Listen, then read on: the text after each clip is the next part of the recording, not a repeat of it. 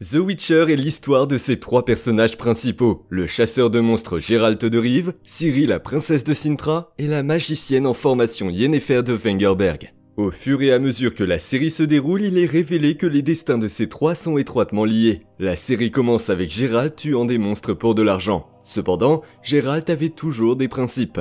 Il ne tuerait pas quelqu'un qui n'était pas un monstre. Geralt est payé pour tuer une femme nommée Renfri, mais il décline initialement. Mais lorsqu'il la voit menacer la vie d'une jeune fille, Geralt décide de la tuer.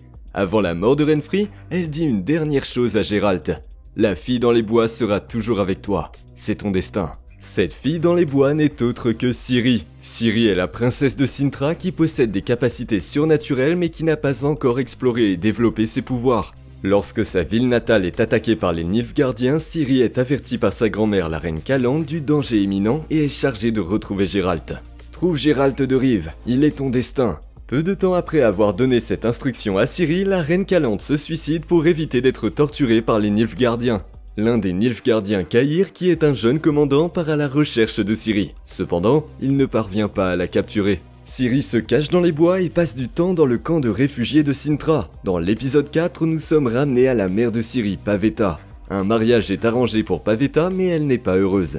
À la veille du mariage, Urkeon, un chevalier, revendique Pavetta en disant qu'elle lui appartient en vertu de la loi de la surprise. Cela provoque un tollé au cours duquel Geralt défend Urkeon. Urkeon avait sauvé le père de Pavetta par le passé et lui avait été offert en récompense par la loi de la surprise. Urkeon exprime sa gratitude envers Geralt pour l'avoir soutenu. Il accepte la loi de la surprise comme récompense. Avec cette loi de la surprise, Geralt pourrait en fait revenir à tout moment pour prendre quelque chose ou quelqu'un à Urkeon. Ensuite, il y a Yennefer, qui est une pauvre fille du village constamment victime de ses difformités. C'est le résultat de son sang mi-elfe, mi-humain. Un jour fatidique, Yennefer se transporte à l'académie de magie d'Arethusa. Là-bas, elle fait la connaissance du jeune sorcier Istred. Plus tard, Yennefer retourne à sa vie de village, mais elle n'y reste pas longtemps. La directrice d'Arethusa, Tissaia de Vry, vient au village pour acheter Yennefer à son père à un prix très bas. Tissaia emmène Yennefer avec elle à Arethusa dans l'intention de développer ses pouvoirs pour devenir une magicienne.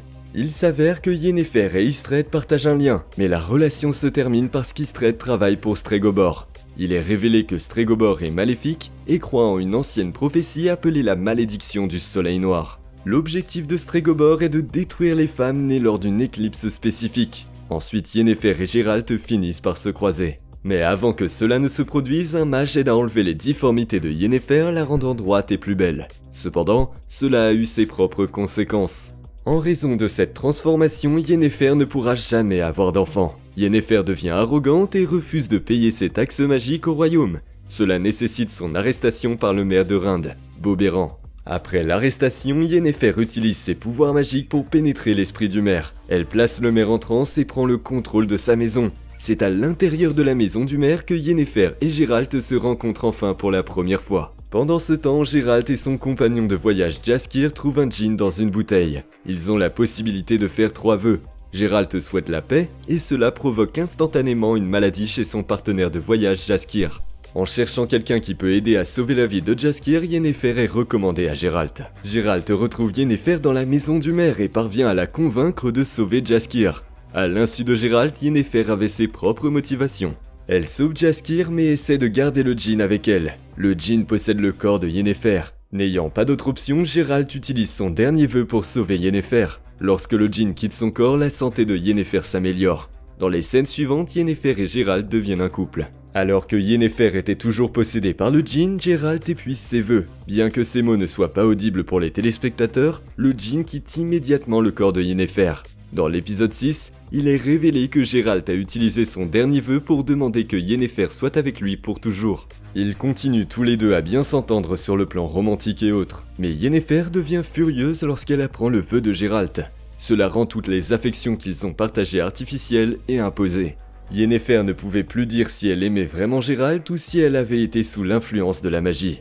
Yennefer se sépare de Geralt et prend son propre chemin. À la fin de la première saison, Geralt est informé de l'invasion de Cintra. Il commence à chercher Ciri. Alors que Geralt traque Ciri, il sauve un homme d'affaires du nom de Yurga, qui était attaqué par des ghouls. Bien que Geralt réussisse à délivrer Yurga des ghouls, il est mordu par l'une d'entre elles. En même temps, Ciri se retrouve dans un champ avec des cadavres tout autour d'elle. Elle ne peut pas se rappeler si elle les a tués ou non. Une femme au cœur bon nommée Zola amène Ciri chez elle. Pendant la nuit, Ciri ressent l'envie que Geralt la recherche et sort de la maison. Pendant ce temps, Yennefer s'associe à Tissaia et à d'autres mages courageux pour lutter contre les forces nilfgaardiennes. Alors que le combat fait rage, Yennefer est blessée à l'estomac. Cependant, elle fait de son mieux pour créer une énorme énergie qui détruit tous les Nilfgaardiens. Après cette énorme décharge d'énergie, Tissaia ne parvient pas à trouver Yennefer sur le champ de bataille et en conclut que l'énergie l'a tuée. D'autre part, la morsure des ghouls faisait halluciner Geralt. Geralt voit sa mère dans un rêve avant que l'effet de la morsure ne s'estompe. Geralt dit à l'homme d'affaires Jurga de l'emmener à Soden, qui était l'emplacement d'une bataille enragée. Jurga répond à ses demandes. En guise de paiement à Geralt pour lui avoir sauvé la vie, Jurga lui offre également la loi de la surprise. Après des heures de voyage, Jurga et Geralt arrivent chez Jurga. Étonnamment, la femme de Jurga n'est autre que Zola. Zola leur apprend qu'elle a ramené une jeune fille chez elle depuis les bois et Geralt conclut rapidement que la petite fille doit être Ciri. Il sort de la maison et s'enfonce dans la forêt. Ciri court vers Geralt et le serre dans ses bras comme si elle ne l'avait jamais quitté. Geralt répète les mots que Yennefer lui a dit autrefois. Les personnes liées par le destin se retrouveront toujours. Comme si cette étreinte ne suffisait pas comme surprise, Ciri surprend également à la fois Geralt et les téléspectateurs en levant les yeux vers Geralt et en demandant « Qui est Yennefer ?» La première saison se termine sur cette question, laissant tout le monde stupéfait et en attente de la saison 2. Mais une chose était claire, les pouvoirs magiques de Ciri. Dans la saison 2, Yennefer est présumée morte par la plupart des personnages. Elle reste introuvable et cette information est confirmée par la sorcière Tissaia. Geralt et Ciri rencontrent Tissaia et elle leur dit que Yennefer est morte. À ce stade, même les téléspectateurs ne sont plus si sûrs si Yennefer est en vie ou non. Tout le mystère est dissipé lorsque Yennefer est ensuite capturée par le mage nilfgaardien Fringilla. Il devient rapidement évident que Yennefer a perdu ses pouvoirs magiques en raison de l'énorme énergie qu'elle a créée dans la première saison. Croyant que Yennefer est morte, Geralt concentre toute son énergie à protéger Ciri. Ils se rendent tous deux à Kaer Morhen, le domicile des sorceleurs. En chemin, Geralt et Ciri doivent tuer une Bruxa, une créature qui se délecte du sang des humains. Bruxa prend de manière trompeuse la forme d'une jeune femme. Après avoir vaincu Bruxa, Geralt assure à Ciri qu'il sera toujours là pour la protéger. Pendant ce temps, un autre personnage de la première saison réapparaît, en la personne de Cahir, le chevalier nilfgaardien qui a cherché désespérément Ciri. Malheureusement, il est emprisonné après la bataille de Soden par Tissaia. Cahir est douloureusement interrogé par Tissaia sur les motivations de Nilfgaard. Malgré toutes les mesures de Tissaia, Cahir refuse de lui fournir des informations utiles. À la surprise de Tissaia, Yennefer fait une apparition lors d'une réunion de confrérie de mages. Tissaia lui conseille de se faire discrète. Yennefer suit les conseils de Tissaia, mais sa couverture est rapidement compromise. Lorsqu'elle rencontre le mage Stregobor, elle est accusée d'être une espionne de Nilfgaard. Pour se disculper, Yennefer est chargée de tuer Cahir devant tous les rois du Nord. Au lieu de cela, Yennefer libère Cahir et ils s'échappent tous les deux ensemble. Cependant, Yennefer met les choses au clair en disant à Cahir qu'elle l'a fait uniquement pour elle-même. En fuyant la réunion avec les rois du Nord, Yennefer renoue avec Jaskier. Ensemble, ils décident de sauver les elfes du royaume de Redania. Cependant, leur mission n'est pas aussi réussie qu'ils l'espéraient. Yennefer et Jaskier sont arrêtés et condamnés à mort. À l'approche de l'exécution, Yennefer récite une incantation dont elle se souvient d'un rêve.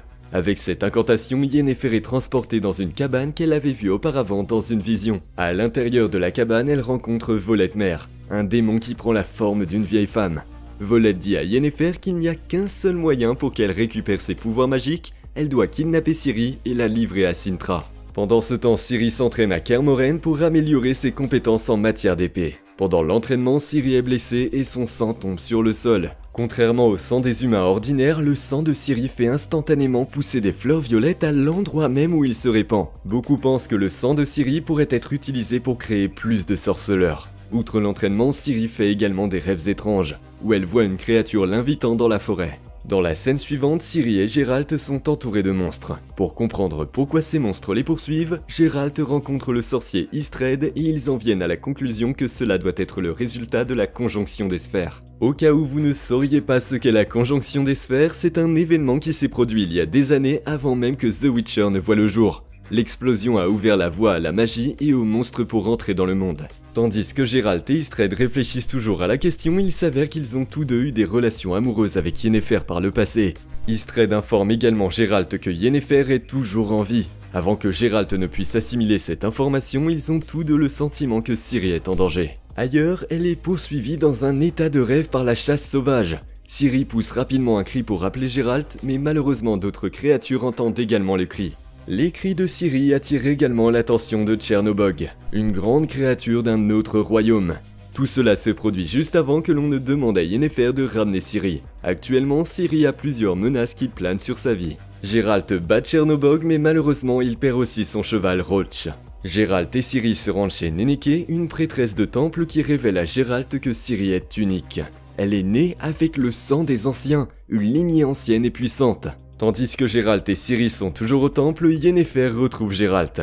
À l'origine, elle est venue au temple à la recherche de Ciri, mais Geralt n'en sait rien. Rience attaque le groupe et Geralt défend Yennefer et Ciri. Rience est un mage qui a traqué Ciri tout ce temps. Pendant le combat, Yennefer s'enfuit avec Ciri. Geralt sent que Yennefer a un motif caché, mais il n'en est pas sûr. La vérité se révèle plus tard à Geralt lorsqu'il retrouve Jaskier. Avec les informations de Jaskier, Geralt sait maintenant que Yennefer emmène Ciri rencontrer Voletmer, un démon qui se nourrit de la douleur des humains. Ciri soupçonne également que Yennefer la conduit vers un endroit dangereux. Geralt et Jaskier traquent Ciri, Yennefer est forcée par Geralt de réciter l'incantation qui les conduirait directement à Voletmer. À leur insu, les pouvoirs du démon ont considérablement augmenté, elle se libère et possède le corps de Ciri.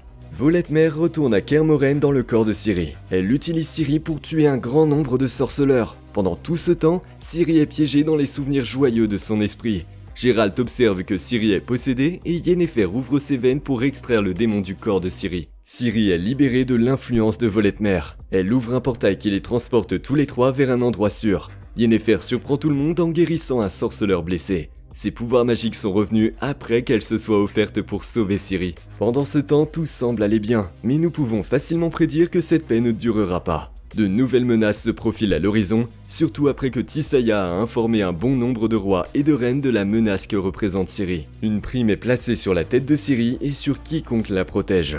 De retour à Cintra, le dirigeant nilfgaardien Emhyr en fait un Fringilla et Cahir. Il les accuse de tromperie et révèle la véritable raison pour laquelle il recherchait Ciri. Elle était sa fille. Une révélation choquante que personne n'avait jamais anticipée. Le White Flame est le père de Ciri. Dans la première saison, il avait été présenté comme Urkeon, le chevalier qui était venu réclamer la mère de Ciri, Pavetta, par la loi de la surprise. En saison 3, épisode 1, Ciri, Yennefer et Geralt continuent de se déplacer d'un endroit à l'autre pour échapper à leurs nombreux ennemis. Finalement, ils décident tous de s'arrêter dans un lieu sous la protection de Yarpen Zygrin et son équipe. Pendant ce temps, Rience de la saison 2 poursuit toujours Ciri. Dans le cadre du plan de Rience, il rend visite à un dresseur de Jakapas. Le Jakapas semble être une créature avec des pouvoirs de détection. Rience lui donne un flacon contenant le sang de Ciri qu'il avait volé auparavant pour qu'il le sente. Ensuite, la scène se coupe pour révéler que les elfes sont toujours à la recherche de Ciri. Francesca est convaincue que Ciri est celle qui les mènera au mystique d'Ol Blatana. Pour l'aider à atteindre son objectif, Francesca s'allie aux combattants de la guérilla Scoia'tael Galatin. Cependant, le duo a du mal à se mettre d'accord sur leur prochaine étape. Alors que Francesca pense qu'il devrait se diriger vers Ciri, Galatin suggère qu'il devrait former une alliance avec Nilfgaard. De retour en Redanie, le roi Vizimir s'impatiente avec son maître espion Sigismund Dilkstra, qui n'a pas réussi à lui amener la princesse Ciri. Pour obtenir de meilleurs résultats, Vizimir confie à son frère cadet le prince Radovid la mission d'aider les espions d'Ilkstra et Philippa Eilhart dans leur mission. Pendant ce temps, l'homme qui garde le lieu de cachette du trio Yarpen informe Ciri qu'il y aura un Beletaine à proximité. Elle supplie Geralt et Yennefer de lui permettre d'y assister. À la fin de la journée, tous les trois se rendent à Beletaine. Ils s'amusent bien avant que le Jakapas n'arrive sur les lieux et poursuivent Ciri à travers un labyrinthe.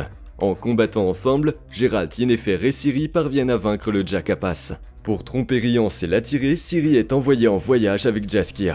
En même temps, Jaskier est approché par les espions de Vizimir, Philippa et Radovid. Ils discutent tous les deux avec Jaskier et le convainquent de guider Ciri jusqu'à la Redanie. Philippa et Radovid menacent également Jaskier en lui disant que s'il ne joue pas le jeu, ils détruiront les elfes. Peu de temps après l'entrevue de Jaskier avec les espions de Redanie, Yarpen se rend chez Jaskier pour lui dire que Geralt a besoin de son aide. Comme prévu, Rience vient chercher Ciri et est confrontée à Geralt et Yennefer. Jaskier retourne voir Philippa et Radovid, il leur suggère de chercher Rience et de le tuer. S'ils parviennent à le faire, ils gagneront la confiance de Geralt.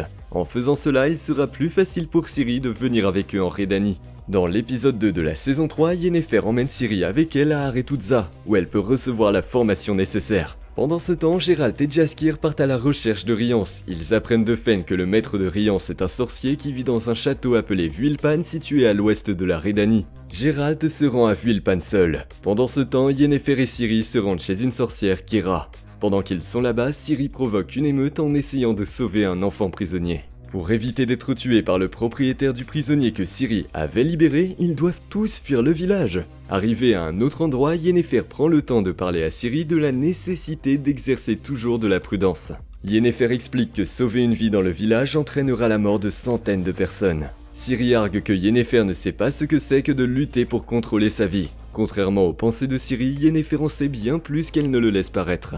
Pour prouver son point de vue, Yennefer change de cap et emmène Ciri dans sa ville natale. Yennefer montre à Ciri des visions d'elle-même. Elle raconte à Ciri comment ses décisions ont tourné le nord contre la confrérie. À Aretuza, Tissaia et Vilgefortz conseillent à Stregobor de se calmer et de permettre une meilleure planification avant de partir tuer Ciri. La relation entre Vilgefortz et Tissaia est toujours florissante. On voit Vilgefortz offrir un bracelet à Tissaia en signe de son amour.